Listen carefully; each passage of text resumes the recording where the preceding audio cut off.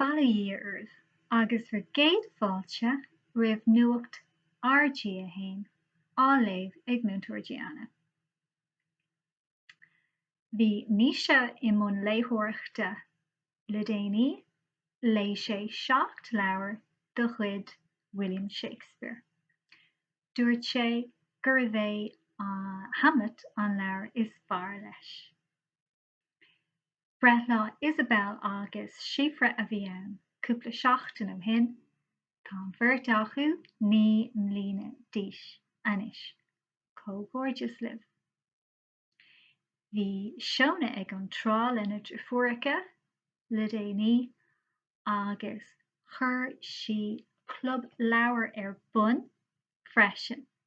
Bíonn si ag déanamh ealaíne gach lá agus úsáideann si an suíomh idirling Draw So Cute.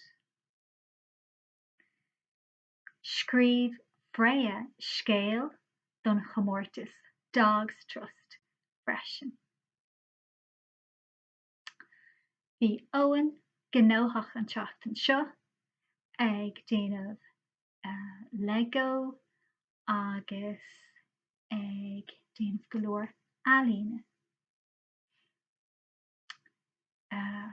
Breithlá Dado Diarmid atá ann ag an deireadh seachtaine agus bhí Diarmid gnóthach freisin an seachtain seo. Bhí sé chur síolta, plandaí ag sprí le drones lena dheartháir, ag imar tridanna uisce agus rinne sé go leor obair. Scríobh sé scéal faoin pláinéid Zamptine do Fighting Words. Scríobh Conor Mac don acrostic leis an focal Colour. Scríobh Conor ó scéal faoin pláinéid Uachtaróide do Fighting Words. Sin a bhfuil againge ó Nuacht RG1. Slán go fóill!